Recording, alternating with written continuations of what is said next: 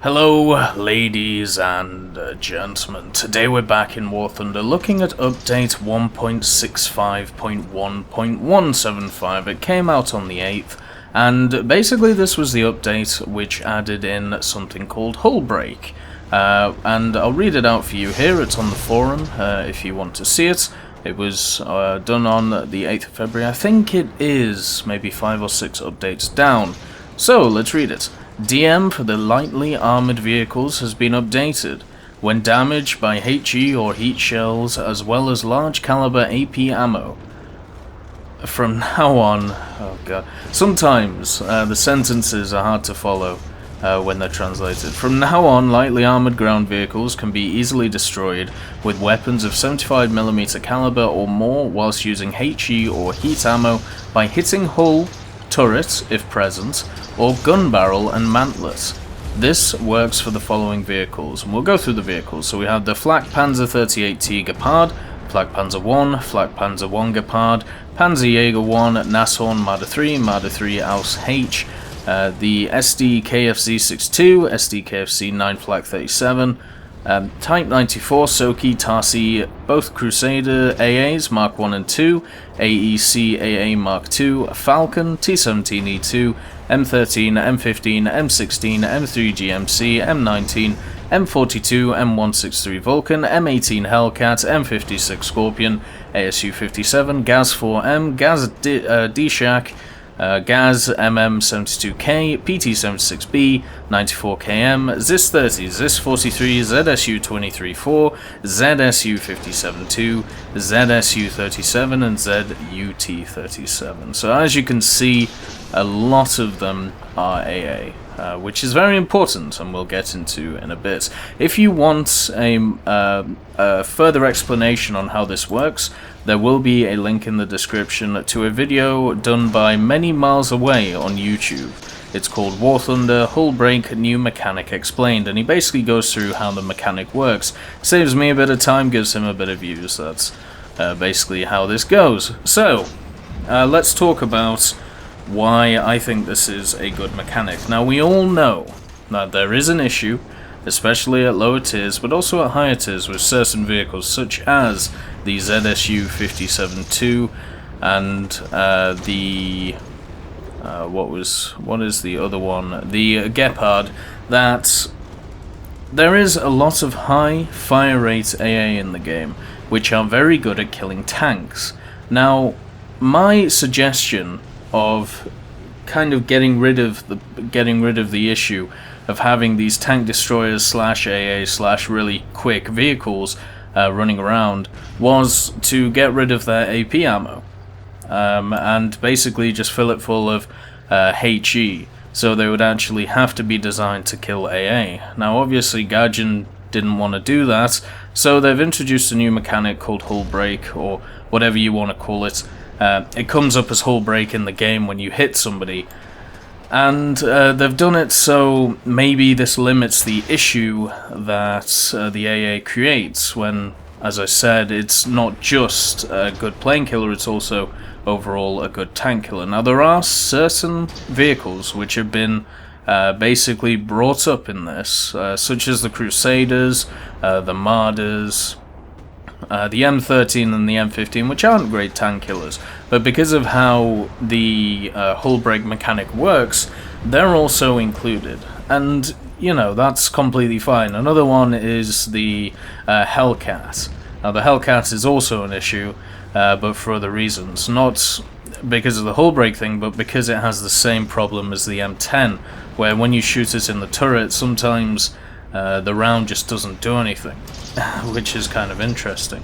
And also, this only affects if you're using HE or heat, so we're looking at vehicles such as the Sherman 105, a lot of the later tier vehicles which have had the biggest problems with AA, such as, you know, the Leopards, what else do we have, the M60s, and stuff like that, which actually don't get heat as stock, but it's obviously the round that most people take.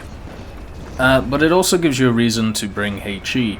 Now, when I play with Tazzy, Tazzy always brings 1 or 2 HE shells to knock out targets such as the STKFC-62, stuff which has an open back so you can shoot it and try and take out people who are exposed to the elements. That's basically the point of the HE shell. Now the HE shell actually has a bit more of a use. For me personally, I thought the HE shell, when it came to War Thunder, was pretty much useless. Same as the shrapnel shells and stuff like that. They generally just don't have a use in the game, but now, with how this mechanic works, it brings them into play, and you may actually want to bring some. Now, this means that it affects a lot of tank destroyers when we look at the Russians, the Su-122, the Su-152, where one of the biggest issues they're running into is long ago, maybe a year ago, maybe a year and a half. The Su-122s, 152s, the Sherman 105 when it was first released, what would happen is that they would hit something with a HE shell and it would just blow up, very similar to how the KV-2 used to work. And over time, that has got worse and worse and worse. The ability to kill something with an Su-122 was very hard to do. No matter what you were trying to fight, what you would do is you would hit it in the face with a HE shell, and what would happen is it would knock a barrel, it would knock a track, but that's about it. So a lot of people switched over to heat. And same with the Su-152, where its penetration is not great on its HE shell, so people would go for the AP-HE-BC, which meant that you have a bunch of shells which nobody really used. Now, looking at this mechanic, after watching a few videos on it, there are definitely a few issues with it. There is a video floating around where somebody is shooting the PT-76B in the track, and it's killing the whole tank, and it's counting as a hull break. So that needs to be fixed. But when you compare it to what we had before, which was, you know, not great. If you hit a PT-76 with a HE shell, sometimes it would go through, sometimes it wouldn't. The PT-76 isn't the issue here. The issue is all of the AA running around, including the ZSU-57-2, as I said before. So basically, this is just a mechanic designed to try and limit the usefulness of many of the AA machines when it comes to becoming tank destroyers. Because I remember when, with the British, when the first lot of the British came out, the best tanks to kill anything were the T-17E2 and the AEC AA Mark II. They were two of the greatest tank destroyers that seemed that Britain had ever made when it came to War Thunder. And same with the Flak Panzer. The Flak Panzer, if you don't know, not the Gepard, but the first one, the Flak Panzer 1 Aus A, it actually gets, where is it? It gets HVAP on its 20mm, which pens up to 64mm, which, let's just say, not many things are coming away from that. And because of its high fire rates, it also has an APIT shell, so it's a perfect combination for killing tanks and killing planes. And it was very hard to take out the Flak Panzer, even before the crew replenishment stuff came in, because no matter, you had to sneak up on it, otherwise it would hit you. And if you hit it, let's say you missed from a while away, well, he's got a much easier time ranging you than you him. You've got to remember, a while ago we didn't even have machine guns on most vehicles. So ranging shots against the Flak Panzer was very hard to do, where he could pepper you with his 20mm at 1.3 and pen anything that it would come up against. So the hull break mechanic is to try and balance that stuff out, which I think is a step in the right direction. Is it perfect? No. There are a few issues with it. But something I would like to talk about from a realistic point of view, which I think is kind of interesting. From a realistic point of view, every time I think about when I've read a lot of old, what would you call them, like Tank Commander letters of engagement, basically when they're recapping what happened when they were fighting, whether it be in old war journals, whether it be in books that they've read. A lot of the time, it seemed like once they were hit, they tried to get out of there, as simple as that, depending on where they're hit as well. Like, if they were hit in the chassis, and, some crew members are dead, they just tried to get out of it, tried to get away. If you're in the heat of a battle, obviously that's very hard to do. Sometimes they would try and play dead, which obviously didn't work a lot.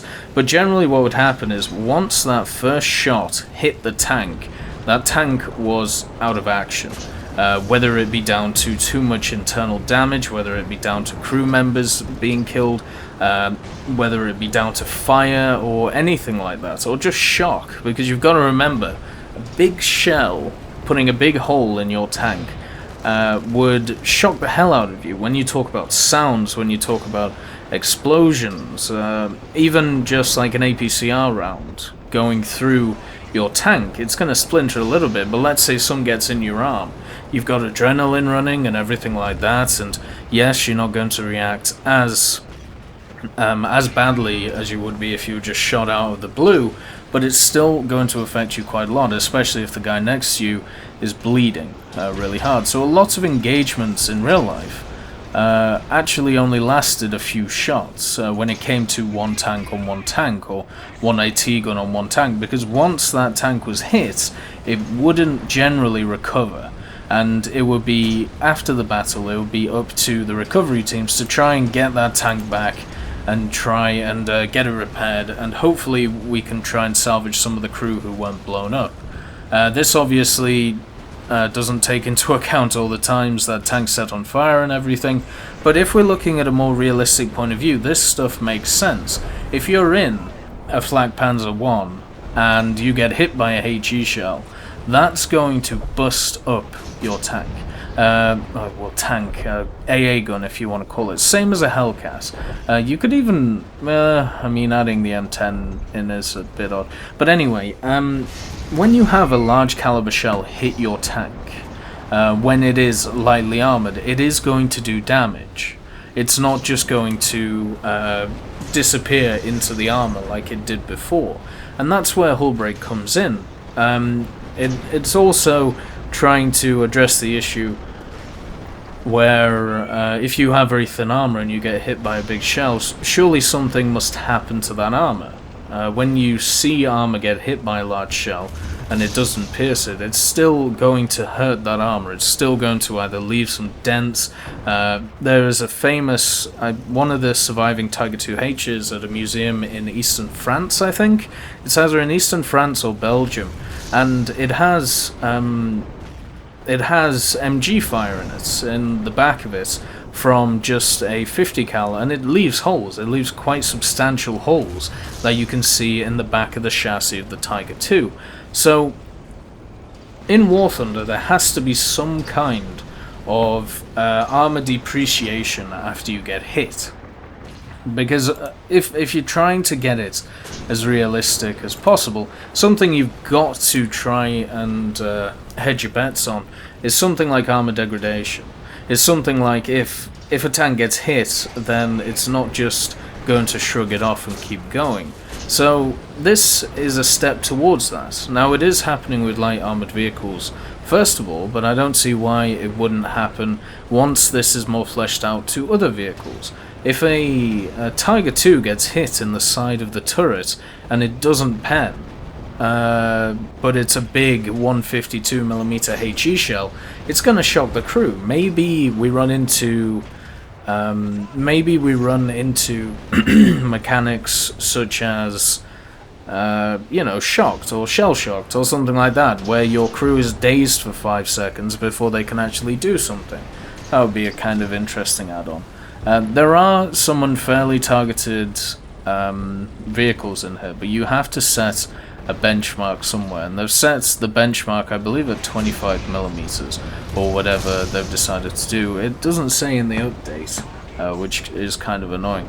But to add to this as well, because obviously it's designed to take away some of the power that the AA has at lower levels, and also some of the annoying shots that you can get. Everybody has shot a Marder or a Nashorn, and they've shot it in that upper, not turret area, but where the gun is, and you kill, 2 people, and that's about it. Or maybe you don't, maybe you just lined up the shot slightly wrong and it doesn't kill anyone, and then it turns and it kills you. Now, in real life, if a Nashorn or a Marder gets shot through its front shield, and let's say somebody miraculously doesn't die, it's going to take a little bit more time for the crew to set up a shot and keep going, because there is that shock factor. So maybe if this hull break idea is too damaging, or maybe there is too many issues with it, maybe you add in a dazed mechanic for smaller vehicles, who when they get hit by larger caliber rounds, they're going to be dazed at least a little bit.